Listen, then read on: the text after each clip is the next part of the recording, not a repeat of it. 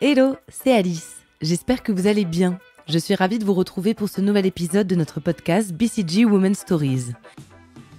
Quel est le quotidien du travail dans un prestigieux cabinet de conseil ? Quelles sont les sources de motivation et d'épanouissement dans ce métier ? Comment concilier vie professionnelle et vie personnelle ? Comment construit-on sa carrière dans cet univers en tant que femme ? Voilà beaucoup de questions auxquelles on va tenter de répondre avec mes invités, des talents féminins aux profils variés qui chaque jour, à leur manière, façonnent leur parcours de carrière. Alors que vous soyez étudiante, jeune diplômée ou expérimentée dans le monde du travail, vous découvrirez à travers ces témoignages sincères, inspirants et toujours passionnés qu'au BCG, il n'y a pas de modèle unique et c'est ce qui fait la force des équipes et du groupe. Aujourd'hui, je reçois Camille, une véritable passionnée de la tech qui a commencé sa carrière dans le groupe Air France avant de rejoindre l'univers du conseil en stratégie. Aujourd'hui chef de projet, elle revient sur cette transition et sur les moments forts de son parcours professionnel. Bonjour Camille. Bonjour Alice. Alors je suis ravie de te recevoir pour ce nouvel épisode de BCG Women Stories. Comme la plupart de nos précédentes intervenantes à ce micro, tu as rejoint le BCG après quelques années d'expérience professionnelle. Tu es aujourd'hui Project Leader au BCG, spécialisée sur les sujets de transformation digitale. On va bien sûr avoir l'occasion d'y revenir, mais avant ça, j'aimerais qu'on parle un petit peu de ton parcours académique. Jeune bachelière, tu décides d'entrer en classe préparatoire scientifique avant d'intégrer 2 ans plus tard Centrale Supélec. Puis tu réalises ta dernière année en double diplôme avec le Collège des ingénieurs. Qu'est-ce qui, à ce moment-là, te motive à suivre une formation d'ingénieur et qu'est-ce que tu retiens aussi de ces années d'études ? Alors, de mes études, et donc très tôt, en fait, j'étais un peu tiraillée entre 2 idées. Celle de travailler vraiment dans ce côté un peu corporate, monde des affaires, et le côté très scientifique. Pour mon choix d'études, eh bien, j'ai choisi de faire un peu les deux. C'est-à-dire de commencer par une prépa scientifique, suivie d'une école d'ingénieur. Et dès l'école d'ingénieur, j'avais déjà en tête d'ouvrir en fait mon champ de compétences vers des compétences plus business. Et donc, c'est ce que j'ai fait avec le double diplôme. De ces années d'ingénieur, ce que je retiens, une grande rigueur, la curiosité tech, cette envie de savoir comment fonctionnent les choses. Donc à l'époque, les premiers téléphones, les systèmes d'information, tous ces modèles de données, à l'époque, c'est pas aussi développé que maintenant. Et donc c'est cette envie de comprendre comment fonctionnent les choses qui m'a toujours aussi amenée à pourquoi on fait les choses et qui était la partie un peu plus business, un peu plus monde des affaires. Et donc je l'ai fait à la fin de mes études d'ingénieur. Une fois diplômée, tu intègres une petite entreprise tech de design de produits électroniques avant de rejoindre plus tard le groupe Air France KLM. Alors ça, c'est le début d'une longue histoire. Comment s'est présentée cette opportunité ?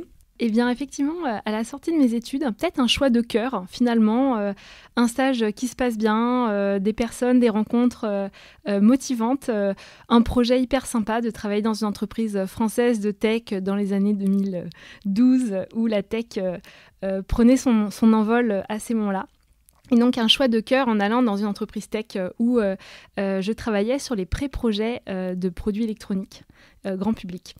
Et après 3 ans, l'envie aussi de voir autre chose et de changer complètement de décor. Et finalement, puisque j'ai adoré les voyages, je me suis naturellement tournée vers Air France. Et tout en gardant en fait l'envie de structurer les choses, le côté à la fois scientifique, un peu business. Et parce qu'encore une fois, une belle opportunité s'est présentée, je suis rentrée chef de projet chez Air France. Un peu plus de 3 ans après ton arrivée dans le groupe, tu intègres ce qu'on pourrait appeler la start-up d'Air France, Joon, où tu vas créer le département IT, de la partie technologique pure jusqu'au recrutement des équipes. Raconte-nous un petit peu cette nouvelle aventure. C'est encore une fois une question d'opportunité, de curiosité et la motivation qui est la mienne d'aller creuser, défricher des sujets. Donc au sein d'Air France, j'étais chef de projet, j'ai travaillé sur de nombreux projets à la fois informatiques, un peu métier de transformation. Et ayant cette expérience de projet, ayant ce côté défricheur, l'envie de comprendre, j'ai été approchée pour faire partie de l'équipe qui montait la start-up sur la partie tech. Évidemment, il y avait plusieurs profils, des profils beaucoup plus expérimentés que les miens, d'autres personnes plus avec de l'expérience terrain. Il y avait les personnes côté de la compagnie mère Air France et puis tout à construire côté start-up. Et donc, j'ai été ravie d'être à la tête de l'équipe IT pour pouvoir tout créer from scratch avec beaucoup de responsabilités mais également beaucoup de bienveillance qui m'a vraiment aidée à finalement être en condition de succès puisque une vraie bienveillance des équipes, un sens des responsabilités, des responsabilités que l'on m'a déléguées de façon très claire, des objectifs clairs et au final, donc une réussite technique sur la partie techno de cette start-up. Ça a duré combien de temps, cette aventure-là ? Alors, l'entreprise a été montée en 6 à 10 mois et ensuite a été opérationnelle pendant 2 ans avant d'être réintégrée pour d'autres raisons dans le groupe réintégré chez Air France. De retour dans le groupe début 2019, tu deviens responsable de la partie application mobile d'Air France, puis responsable de la performance à l'été 2020. On est en pleine année Covid, un contexte très particulier pour les compagnies aériennes. Tu occupes un poste assez exposé, très stratégique. Quels sont les plus gros défis auxquels tu as dû faire face sur ce poste et quels ont été selon toi les facteurs clés de réussite ? Alors effectivement, je reviens dans le groupe Air France en 2019, ravie de réintégrer les équipes aussi, une entreprise qui me tient à cœur, et 2 enjeux. Un enjeu business, donc l'enjeu business de base qui est effectivement faire tourner le digital, l'appli mobile, des millions d'utilisateurs, et l'enjeu qui arrive juste après, le Covid. Le Covid pour Air France, c'est drastique. Alors, c'était drastique à plein d'endroits. C'est les connexions qui s'arrêtent avec la Chine, suivi des connexions qui s'arrêtent avec les États-Unis, et un mois plus tard, moins 90% du trafic aérien mondial. Donc, l'entreprise était quasiment à l'arrêt. Vraiment. Donc, évidemment, d'un point de vue équipe, tout le monde en télétravail, des enjeux stratégiques, la stratégie qui change, qui potentiellement peut tout changer. Nationalisation, des vraies questions de fond sur l'entreprise, sur la survie de l'entreprise. Besoin quand même de faire tourner la boutique puisqu'il y a des choses qui doivent tourner dans tous les cas. Et donc un énorme enjeu business de gérer cette situation d'enfer. Et pour ça, les facteurs de succès, je pense, ont été à la fois rester ultra flexibles, ultra humbles, être à l'écoute de la situation avec des facteurs exogènes comme on n'en avait jamais vu, tout en sachant quelles sont les bases hyper importantes qu'il fallait garder, les choses qu'il ne fallait pas jeter à la poubelle pour pouvoir sortir de la crise, si ce n'est grandi, à minima pas trop impacté. Donc ça, c'était le premier enjeu qui était très business. Et le deuxième enjeu, pour moi, était plus un point personnel en tant que jeune manager, moins de 30 ans, avec des équipes principalement plus vieilles que moi, dans une entreprise où effectivement le modèle managérial historiquement est tout à fait en train de changer, était plus senior et un peu plus directionnel. Et moi qui trouve ma place en tant que jeune manager, en étant avec l'équipe, au service de l'équipe, bien entendu avec un rôle de chef, mais vraiment en laissant les compétences de chacun, les personnalités de chacun s'exprimer. Et justement, je me suis retrouvée dans ce rôle de manager intégré et qui valorise l'équipe. Tout ça, ça nous amène à 2022. Tu as 10 belles années d'expérience professionnelle derrière toi. Et c'est à ce moment-là que tu intègres BCG en tant que consultante, avant de devenir assez rapidement chef de projet. Raconte-nous, qu'est-ce qui t'attire dans le conseil en stratégie et dans quel état d'esprit es-tu à ce moment-là ? Alors oui, comme tu le disais, 10 ans. Ça faisait 10 ans que je travaillais. Alors du coup, je me suis posé la question, un peu en regardant dans le rétroviseur. Super années, super opportunités, je me suis bien amusée. Et en même temps, où est-ce que je veux aller ? Qu'est-ce que je veux faire ? Pas mal d'interrogations à ce moment-là. En plus, le passage de la trentaine. Bref, un petit cap. J'avais toujours envie de faire du conseil, mais pas mal d'appréhension. J'avais un petit peu peur, peur de ne pas être au niveau, peur d'avoir loupé le coche au début et que maintenant, c'était peut-être trop tard. Évidemment, le BCG, entreprise qui a une super réputation, donc peut-être aussi un peu d'appréhension. Et puis, je me suis un peu bougée. Je me suis dit, allez, pourquoi pas essayer, pourquoi pas. Donc, il faut se donner les moyens. Faut préparer les entretiens, les études de cas. Faut être au niveau, puisque effectivement, c'est une entreprise super exigeante. Mais voilà, je me suis un peu lancée et j'ai réussi un peu à surmonter cette appréhension en boostant un peu ma confiance en moi, parfois de manière un peu artificielle. Allez, tu peux y arriver. Et donc effectivement, le process d'entretien est très clair, il est long, il faut bien le préparer, mais c'est un process qui a le mérite d'être posément expliqué et qu'il faut savoir dérouler jusqu'au bout. Justement, on en a beaucoup discuté dans les épisodes précédents. Intégrer le BCG après plusieurs années d'expérience professionnelle, c'est un vrai défi. on doit réapprendre les bases du métier de consultante. Qu'est-ce qui, toi, t'a aidé dans cette transition et quels conseils tu donnerais aux personnes qui hésitent à passer du monde corporate au conseil en stratégie au BCG? Alors, encore une fois, le process de recrutement étant très bien fait, il prépare très très bien au métier.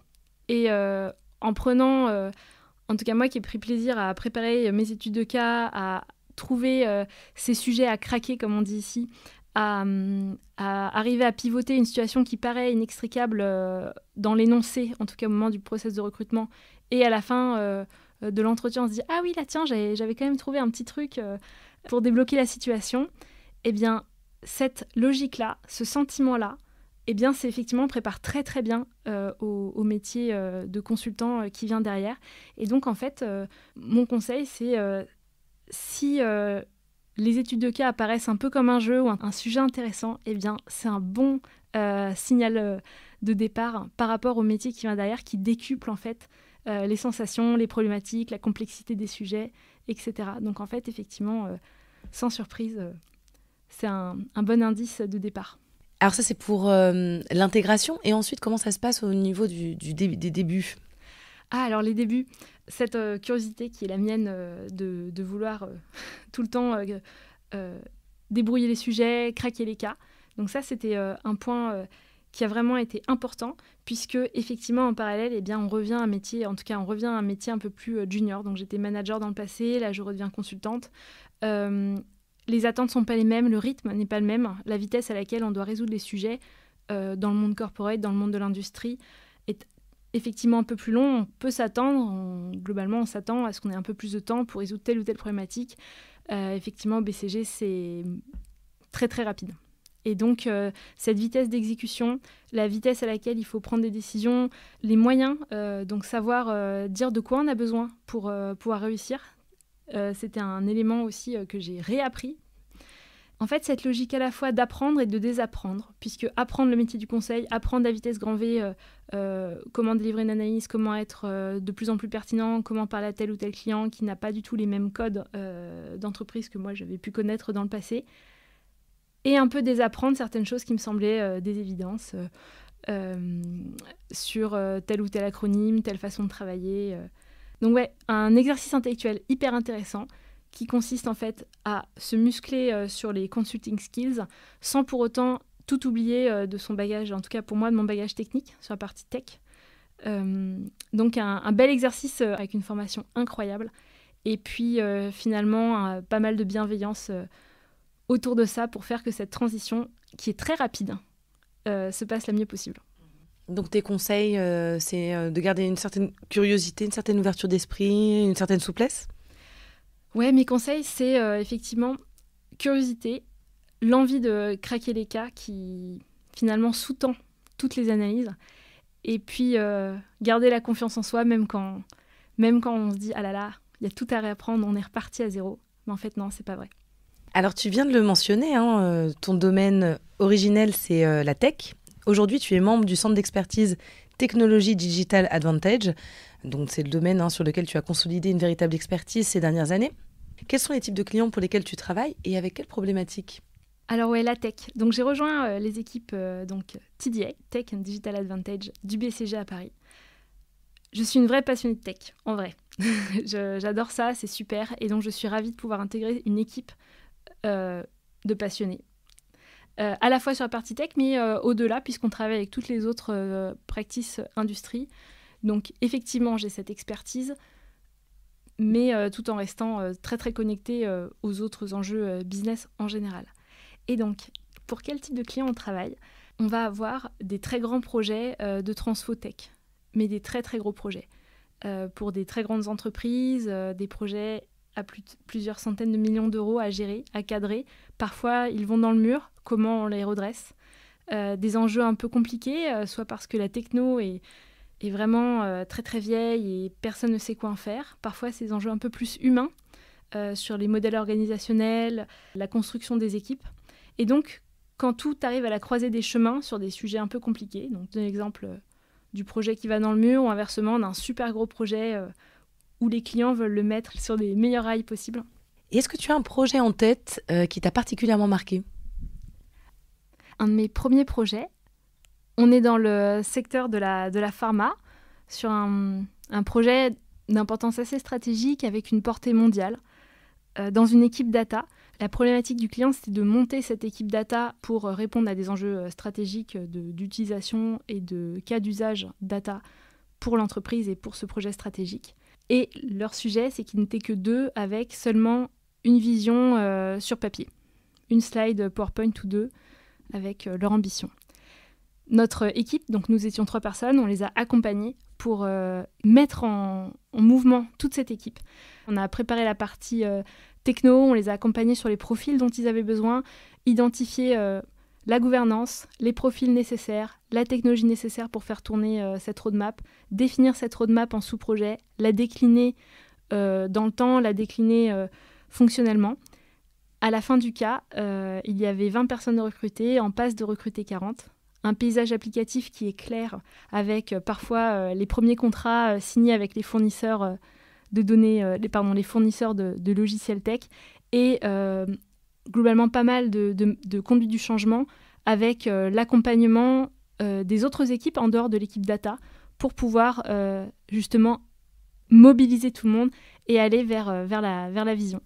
En parallèle de ton travail, tu es resté investi auprès de Centrale Supélec, où tu as donné des cours pendant plus de 6 ans. En quoi c'était important pour toi de transmettre tes connaissances et ce que tu as pu apprendre ces dernières années ? Alors oui, en effet, j'ai toujours eu un sentiment de reconnaissance envers les institutions qui m'ont beaucoup apprise. Là, en ce moment, le BCG en est une, mais au préalable, mon école d'ingénieur, ma prépa, puisqu'en fait, pour moi, la clé d'un monde professionnel où on se sent épanoui, c'est d'être en apprentissage perpétuel. Et donc, effectivement, transmettre aux plus jeunes générations, c'est très important pour moi. Mon sentiment de satisfaction est lié au fait de pouvoir accompagner les étudiants dans leur développement, les aider à faire les choix qui vont bien. J'ai enseigné la gestion de projet international, donc justement pour donner des pistes, des clés pour appréhender ces très grands projets. Les projets avec plusieurs nationalités, des enjeux complexes évidemment, liés à la tech, mais aussi liés aux organisations, etc. Et donc comment appréhender ces projets, comment les structurer, comment à partir d'une question complexe, on la décompose et on en fait des modules qui soient gérables individuellement. Donc c'est ça que j'aime enseigner et qui permet aussi de préparer, je pense, au monde professionnel avec des vraies problématiques concrètes.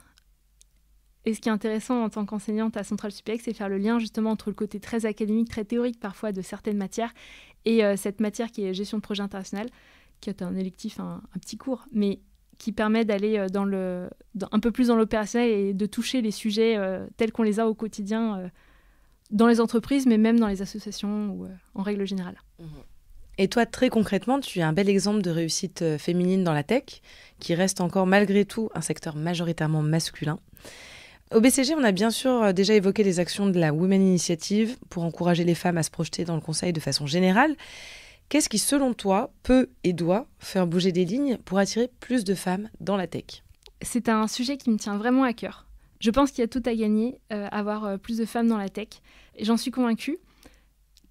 J'espère, en tout cas, à mon niveau, en tant qu'enseignante également, c'est aussi ce que j'essaye d'apporter et pour inviter... en tout cas, ouvrir les pistes et montrer que c'est tout à fait faisable, ce côté curieux. Être curieux par rapport à la tech. Parfois, ce sont des sujets qui paraissent complexes et qui paraissent inaccessibles. Et donc, moi, en tout cas, j'essaie vraiment de vulgariser et de sensibiliser tout à chacun, d'ailleurs, femmes, hommes, même en fonction de son bagage un peu académique, puisque la tech, c'est pas que pour les gens qui ont fait des écoles d'ingénieurs non plus. Même si, bon, effectivement, ça aide, mais ça va bien au-delà. Et donc vulgariser et montrer que la barre n'est pas si haute. Encore faut-il, encore une fois, être curieux et avoir envie de comprendre comment ça fonctionne. Un exemple que je donne souvent, c'est comment fonctionne Amazon. Comment se fait-il que certains sites web sont plus lents que d'autres ?